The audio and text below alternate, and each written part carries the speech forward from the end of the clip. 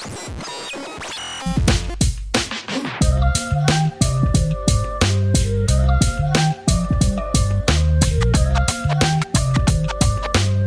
up, guys? It's Proudly RC Guy, and again, we're back this week with another episode of another cool thing that we're adding on to the NR-200 in the Sen 450 build. And this is what I got for you this week. It finally came in. This is from Shaka Hobbies.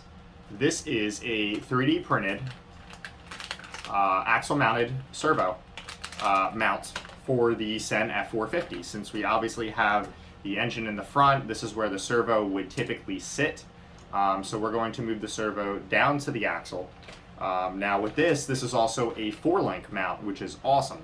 So I do need to order another link from Sen, which I have not done yet. But today we're going to get this set up and installed. Unfortunately, like I told you guys, parts are hard to get in. I did not get the servo in yet, so for now we'll be installing it with the stock Sen servo, which it says here on the side, Sen Racing powered by Savox. I am assuming this is Savox's bottom of the line servo. There's no part number on it. I will be going with a Endura 25 gram servo, which is not coreless, but for steering on this, I don't quite think I need to get into a coreless setup. It will be heavy. I believe 25 grams should be, or kilograms, it should be enough. I'm not too worried about the speed of it since we're not racing it, we're not crawling it. This is kind of just going to be a multi-purpose type rig. So without further ado, let's get into the install.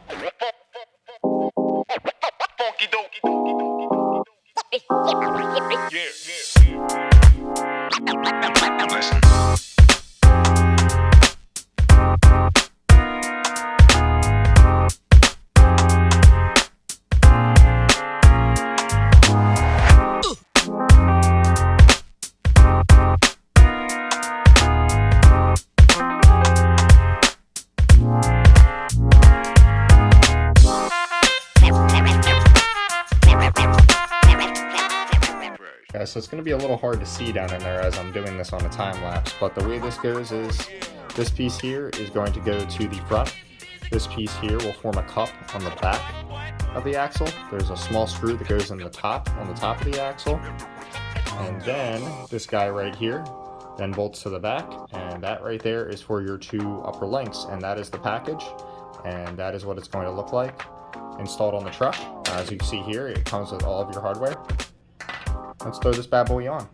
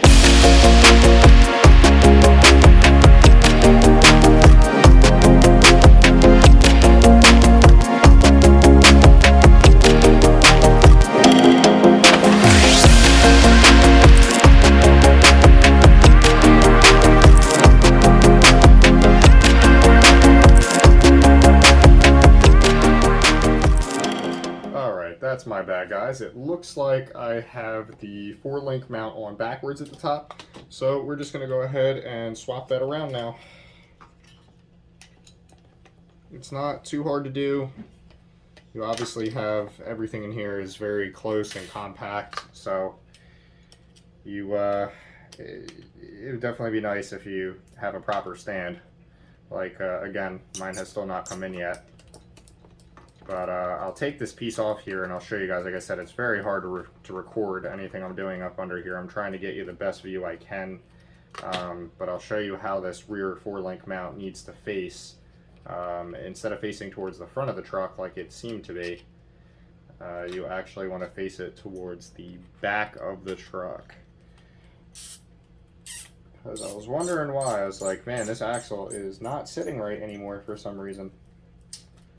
I was like, oh boy, more custom fun stuff to figure out. But I think this should fix it. So you want this top mount not facing forward. You want this facing backward, towards the rear of the truck. That's how you want to mount it to the axle. If my finger was the axle, and the bell housing, the pumpkin, this is how you would want to bolt it on. So let's go ahead and rearrange it and see what happens here. Let's see if it's worse or better. I believe this is going to make it a bit harder. Let's see here. Unless there's something I'm not seeing.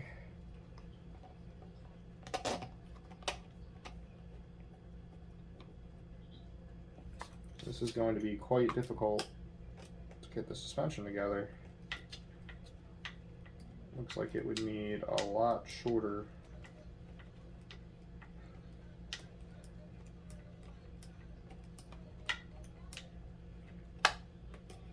One side bolted down.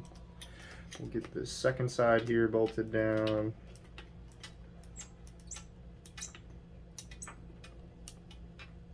Okay. So now let's try to get this bad boy.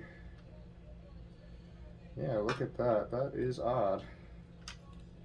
That does not quite line up there. It's quite far back away from the original location. So, I mean, that would lift the truck substantially, which is a lot higher than we want to go, which again is odd because this side is okay. The panhard bar is off. It looks like the steering linkage will be okay. But to tilt that axle back that far, boy oh boy, that is far. And I don't even think it's going to let me, especially with the shocks on. Let's see here. I know this wasn't designed for a lifted truck, but I mean, lifting it would help this scenario right here, not lowering it. This is kind of odd. It just wants the axle tilted back farther along with that lift. Yeah, interesting. That is not even close. All right, let me tinker with this and think about it here for a minute, guys. And I will show you what I mean here. That top link mount is quite far past. I mean, even if I lift the truck up, we take all the suspension weight off, yeah, we're not close there. Not even close. So let's try to figure this one out. Okay guys, so here's what I came up with. I reread the website and looked at the pictures a little bit better, read the description. So they want you to do pretty much your own custom upper links depending on your lift, which makes sense. I figured they would have done the kit around the stock link, but they did not. So here is the stock length upper link of the stock 3 link. This here is the stock track bar. So as you can see, it is, I don't know what, like 3/4 of an inch, about an inch shorter. So what I did was I went ahead and took these one-sided ball ends off of the track bar and I took the double-sided ball ends off of the stock 4-link and I turned it all the way in, and it fits in here and puts the axle at a very good angle. So I'm going to set the camera up here and we're going to get this installed. You can see how much more room now I have to pull that axle down. Also, another thing I wanted to show you guys that I did. So since we spaced out the upper shock towers, what I went ahead and did was I took the shocks and I bolted them to the stock sway bar location, which we're not running a stock sway bar. And you can see those shocks stand up a lot better now. Yes, they're angled out a tiny bit at the bottom, but I'm just going to possibly put a slightly bigger spacer at the top of the shock, and I like that a lot better than the stock location. I also bolted them in the front, so they have a little bit more of a forward angle, but as you'll see, when the axle, the pumpkin turns down, we put the upper link in, it actually straightens the shock up. So pretty happy with that. So the front suspension, there's definitely a bit more modification than I thought you originally had to do when you're doing one of these, but hey, like I said last time, this is part of the custom build, and sometimes you gotta sit there and scratch your head until you rub a hole through it and come up with a good idea. Let's get back to it.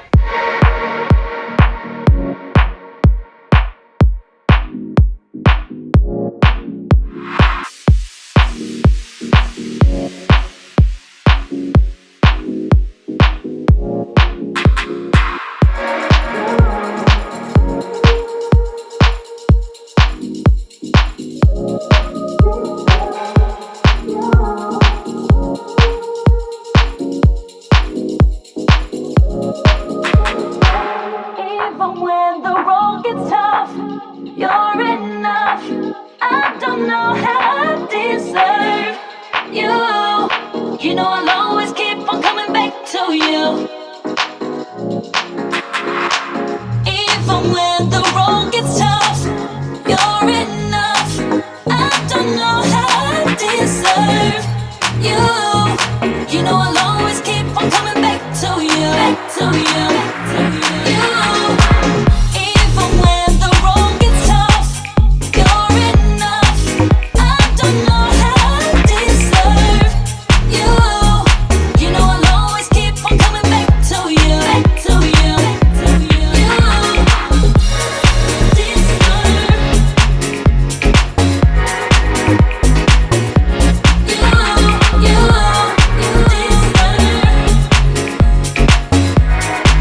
to you.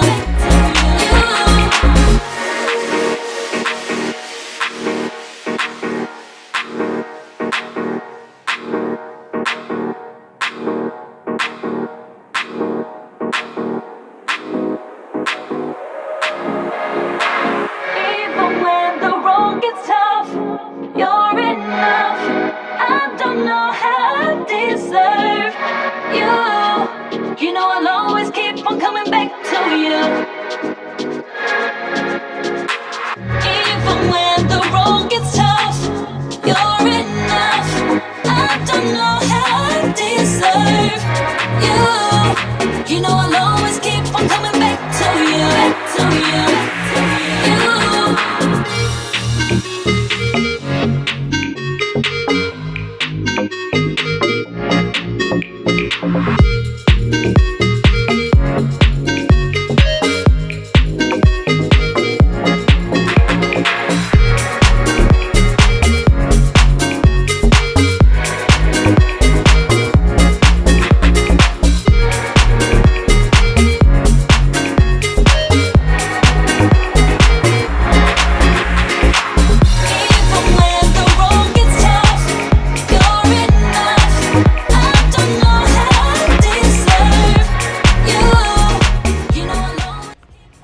Alrighty guys, and just like that, we have it. So there is the successful 4-link setup. I like that axle angle, slightly perfectly angled up. I did end up moving the shocks to the back, but they are in the location now, like I said, of the stock sway bar. And we have a lot more straight. You can see here now, it's still obviously, no, I don't have my 4th link, so it still moves a lot, but it's a lot straighter. So what we ended up doing down here was we took the curved uplink off of the stock rod, and what I did was I put a straight rod on, And if you see the servo movement, we have complete play. Now it's a little low, so what I'm going to go ahead and do is I'm going to move this up on the servo arm, and then I'm going to trim off the excess, and that way that will be a little bit straighter. But as is, it does work. Like I said, I'm not keeping the servo. I wanted to put it on for demonstration purposes, but I think it looks pretty cool, and it functions well. And with that, we have it all in and done. So that's all the time we have for today, unfortunately. It's a quick little video.